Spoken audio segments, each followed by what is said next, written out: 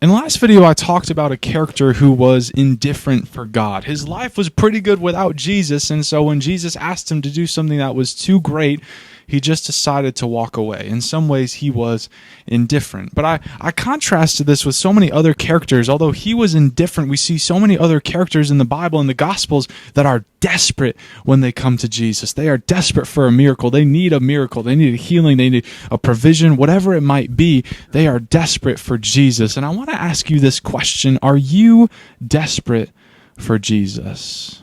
And if not, what would it take for you to be in a place where you are desperate for God?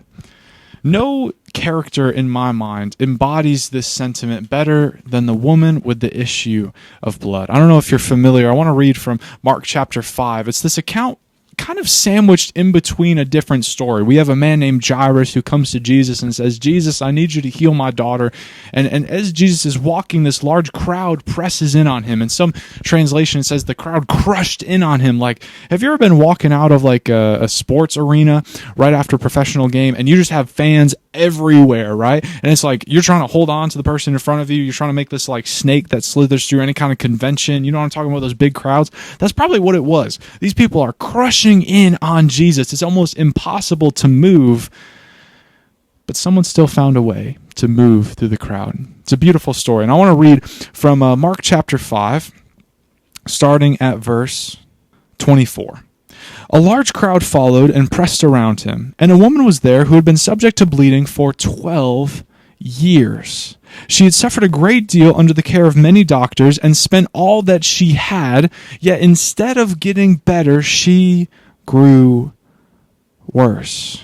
When she heard about Jesus, she came up behind him in the crowd and touched his cloak, because she thought, if I just touch his clothes, then I will be healed.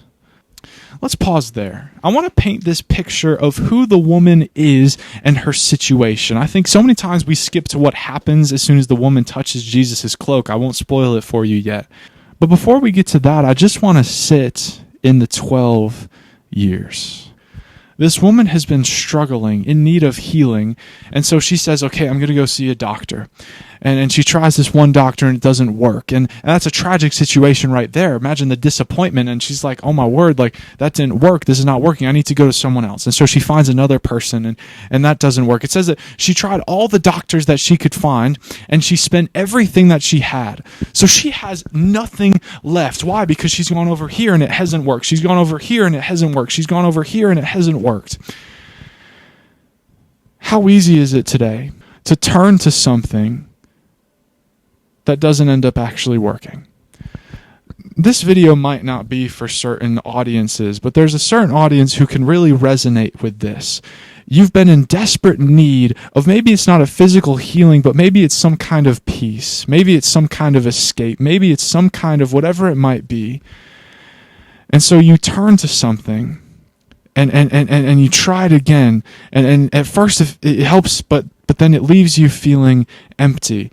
It says that she spent everything that she had, but instead of growing better, she grew worse. Have you ever tried to find something that you thought would bring deliverance or healing or give you peace, but it only makes things worse?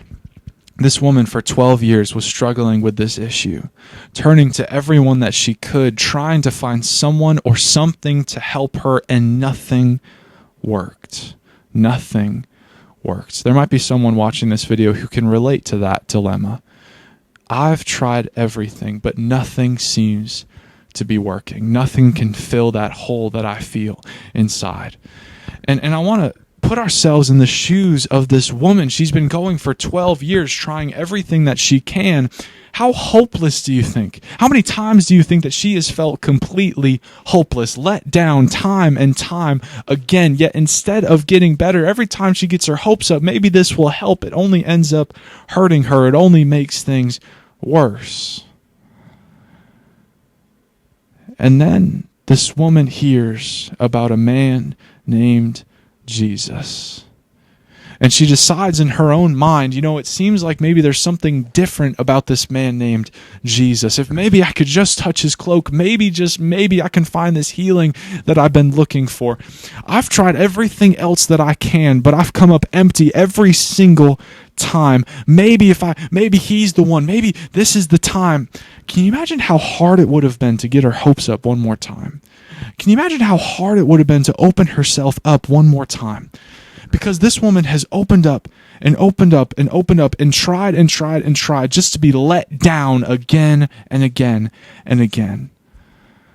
But then she hears about a man named Jesus. If I could just touch his cloak, maybe I could find this healing. And so she hears that he's going to be passing by, and she says, if I could just touch his cloak, maybe I could. But then she walks up and she sees this great crowd pressing in around him. She must think for a second, like, it's going to be impossible for me to get to him. But then she thinks again and she says, there is going to be nothing that will stop me from getting to him. And so she pushes through the crowd. Whoever she has to push through theaters, pushing through, boom, boom, boom, probably throwing bows right and left, right? Because she says, there is nothing that is going to get in my way from getting to Jesus. Do we follow God with that same desperation? Do we follow God with that same desperation, saying nothing is going to stop me from growing closer to Jesus? Nothing is going to stop me from having an encounter with Jesus. What would it take to bring you to that kind of desperation? This woman has been suffering for 12 years, and she's tried every single thing, but nothing has worked. Then she hears about a man named Jesus. She presses through the crowd because she thinks, maybe if I can just touch his cloak, then I will be healed. And so finally she gets close enough. She reaches out and she touches his cloak.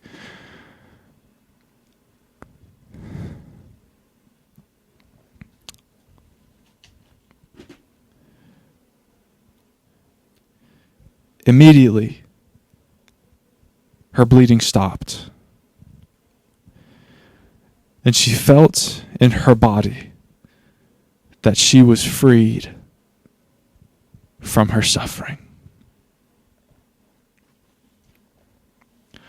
This woman has been suffering for 12 years, trying every single thing that she could, but instead of getting better, she's only left in a worse spot.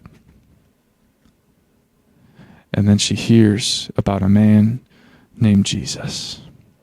And she pushes through the crowd. She touches his cloak, and it says immediately her bleeding stopped. She found the healing that she was looking for. But then I love the second part. It says that she was freed from her suffering.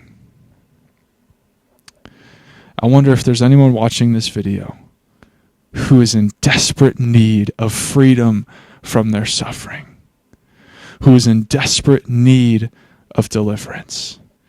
And you've tried this, and you've tried that, and you've tried this, and you've tried that, but nothing seems to work. You've spent everything that you've had. You've tried everything that you could. You have nothing left, no strength to do anything else. You've been let down time and time again, Jared. It's been 12 years. It's been a long time. I wonder if you have the strength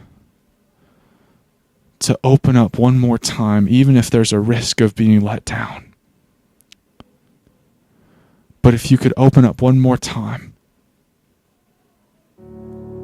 because let me tell you about this man named Jesus. We read all these stories in the Gospels of people coming to Jesus with a certain sense of desperation, saying, I've tried everything else, and if this doesn't work, then there is absolutely no hope. So Jesus, you better work, because I have nothing left. When you follow after Jesus with that kind of desperation, usually a miracle follows.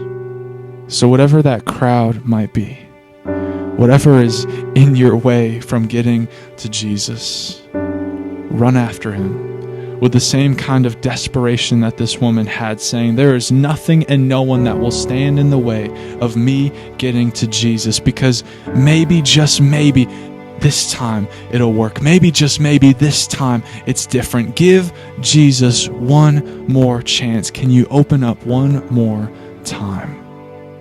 Jesus is a healer. Jesus gives deliverance. Jesus gives freedom